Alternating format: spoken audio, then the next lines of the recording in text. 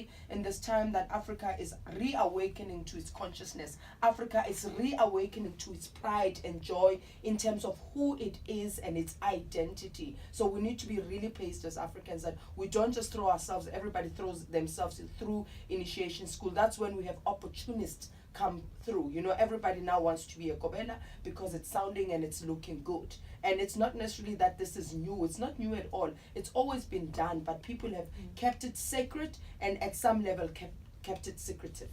Something about that is a good thing, though, right? Yes. That says that we're starting to look at it as something to strive for. Yes. When we hear of, and Griselda was telling me, Boiti Tulo is now Ungoma, and that makes young people feel like, wow, even the big celebrities are starting to see themselves for but who we they need to are. also be very careful, because I also have my gripe about some big celebrities and how they do the whole process of Umgoma, because I always say, yes, times have changed. You know, for me, I'm a spiritualist and I believe that we need to stay relevant to this time. So what we practice does not cease to exist because it doesn't find its place in the modern time. However, we need to respect the essences of the practices in which we are embodying ourselves into. So for me, ukuthi uhambe uthi ngizotwasa for 2 weeks, then I'm done and I've completed my process. And so I will do it in a month. It might be initiation, but don't claim to be a fully fleshed Ngoma. You know, those who have went through the process really understand, you know, what is required for one to immerse themselves in it. You let go of everything that you have attached yourself to, an identity of who you are, and you surrender to divine, you know, to divinity, you surrender to ancestral calling. So all of you get stripped away and a new you gets reborn. And what is the difference between Ubungoma and Ubutakathi? Oh, I love that question. So ubutakathi, I mean, if you hear the word ubutakathi, inokuhlakaza ngaphakathi nokunyakazisa something. So it really shapes something up. And I always say ukuthi, you know, spirit world works in duality, both good and evil.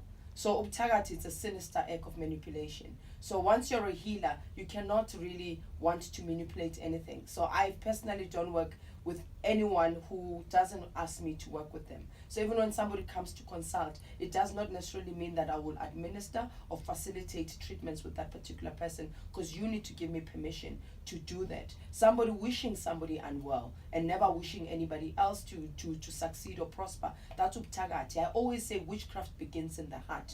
The muti itself has to be evoked by an evil heart. Because how dare you go then seek for those things, what was in your heart, to actually go an extra mile seeking a service of somebody that can do harm to somebody that you're not wishing well for. So it begins in the heart, really. And anyone, it doesn't mean abangoma abataga to those who work in the dark. Anyone, from pastors to me and you, the minute I say I wish lo muntu into zakhe zingahambi kahle, automatically it makes me a witch. Yeah. Even if you do it with just your heart. Yes. It just you at home wishing someone else. There's an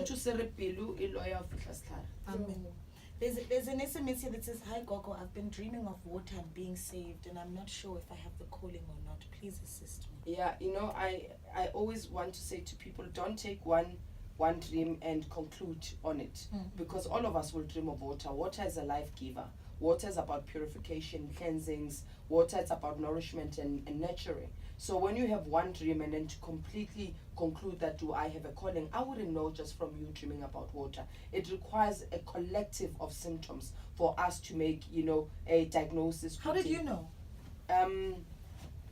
I knew when everything else that I've tried seemed to fail. And when I met people on the streets as an ordinary Dineo, I was greeted with a Togoza or Tamagu or Makosa Makulu.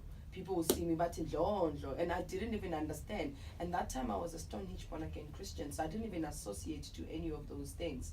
But I always say to people, how do you know for sure, really? You know, let's take the symptoms around. What has not been well in your life since really your conception, since your birth, since your upbringing, that regardless of how much you've tried to pull things together, things seem to fall apart. That's one of the incremental symptoms that one would know. There is a level of suffering that's unexplainable to an ordinary person. Then you know that when there is something in you that is special, hence you're experiencing what you're experiencing. What do you say to a person who says Ubungoma is anti-God?